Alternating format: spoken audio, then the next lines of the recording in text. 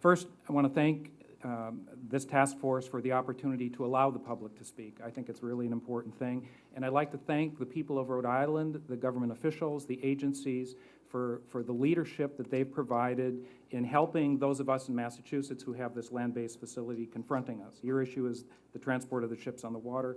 Ours is both that and the facility. We have a long history of being in opposition to this. We're co-founders of the Coalition for Responsible Siting on the Mayor's Task Force for LNG and Fall River and more. While many at this hearing have been focused on issues surrounding the proposed berthing facility in Mount Hope Bay, we believe the core issue behind this whole thing is the 2005 approval of the land-based facility in Fall River, import regasification facility. Even if Rhode Island is successful in stopping that berthing facility, Weaver's Cove has the option of getting the Coast Guard to declare that old Brighton Street Bridge as a navigational hazard. And if it does, then the LNG tankers will again be proposed to go through Rhode Island waters.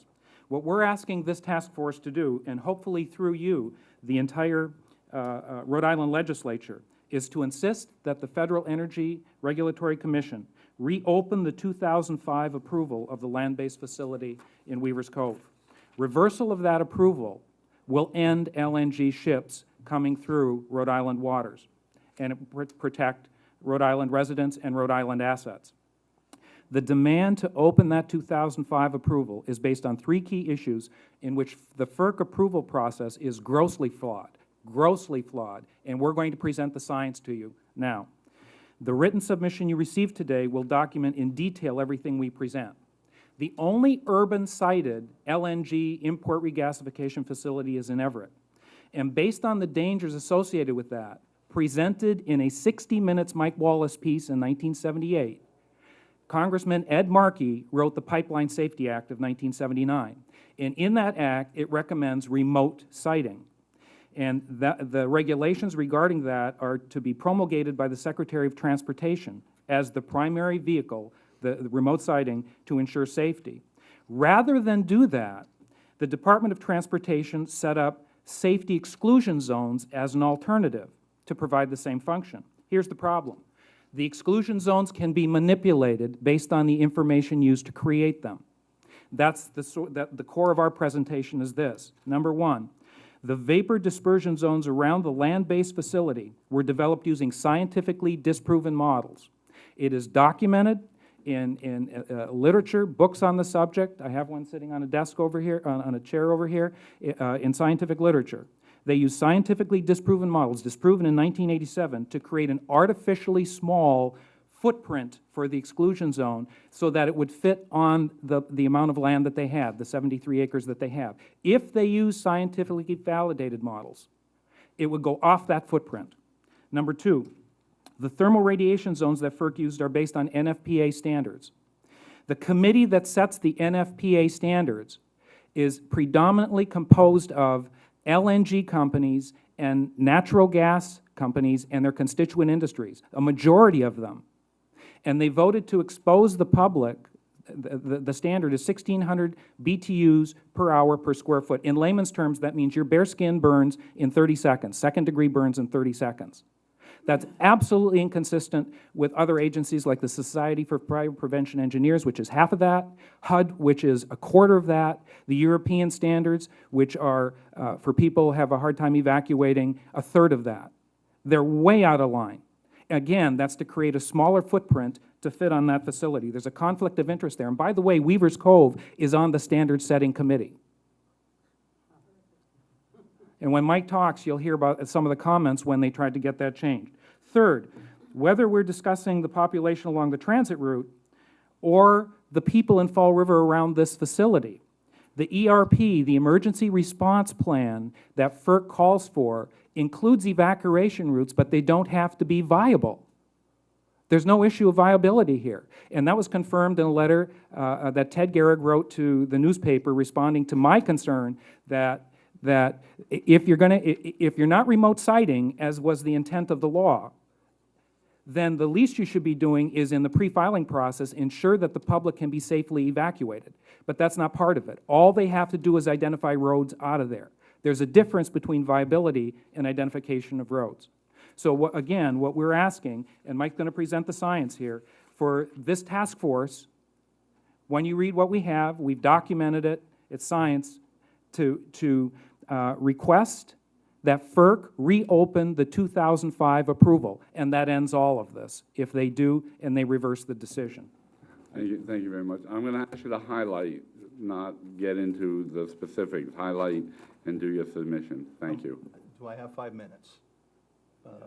Yeah, I do. Okay, I think I can get through it in 5 minutes. I'll try. Okay. My name is Mike Mioza. I'm a Fall River resident. I live half a mile from this proposed LNG facility. I'm the Vice President of the Coalition for the Responsible Siting of LNG Facilities, and I have served on the Mayor's Task Force with John, as he mentioned. I do work in Rhode Island. I work for G-Tech Corporation right down the road here, and I am a certified safety professional with over 17 years of experience in safety. John mentioned 3 key issues. One is the vapor dispersion zones. DOT regulations require LNG facilities to use computer simulations to model potential fire and explosions hazards from accidental LNG releases. There are serious problems with the computer models called Source 5 and DeGoddis used to determine these vapor dispersion exclusion zones for the land-based part of the facility. These computer models were rejected by the scientific community in 1987, and that rejection was reconfirmed in 2009 as outlined in a study released by the Fire Protection Research Foundation. Now, using the combination of the Source 5 and DeGoddis to predict these vapor dispersion zones, it's not physically accurate because it does not take into account for air entrapment into the evaporating gas, and it does not allow for heating of the LNG vapor cloud within the impoundment. Weaver's Cove Energy is being permitted by FERC to use Source 5 and DeGoddis, even though both computer models have been demonstrated to be inaccurate. FERC is allowing Weaver's Cove Energy to create artificial vapor dispersion zones, zones that appear to be safe, but in fact are not. Allowing Weaver's Cove to use Source 5 and DeGoddis computer methods results in an under-prediction of the vapor dispersion zone. It predicts too short of a vapor dispersion zone, which gives it this appearance of being safe.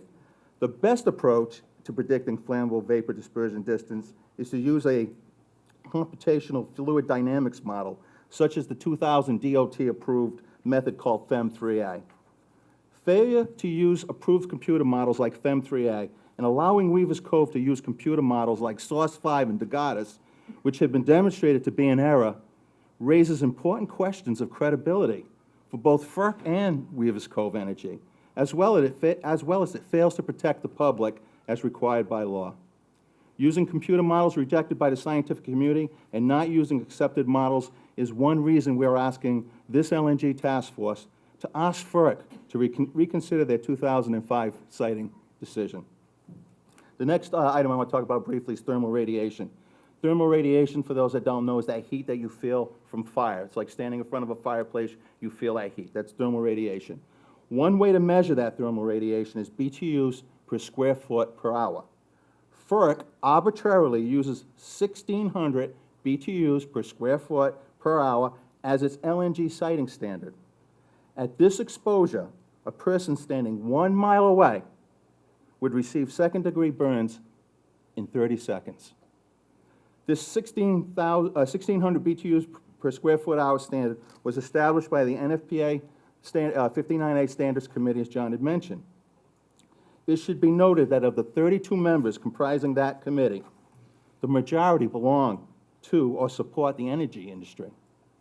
In personal communications, the NFPA Standard Committee acknowledges that heat exposure at this level is fatal quite quickly, and that this specific limit is somewhat arbitrary. John and I feel that this level is unreasonably high, and particularly when you compare it to standards set by other recognized organizations from around the world. Jim and Ron, can you lay out that chart? I just want to show you briefly. This is a chart that shows other organizations internationally and domestically. No, the other one.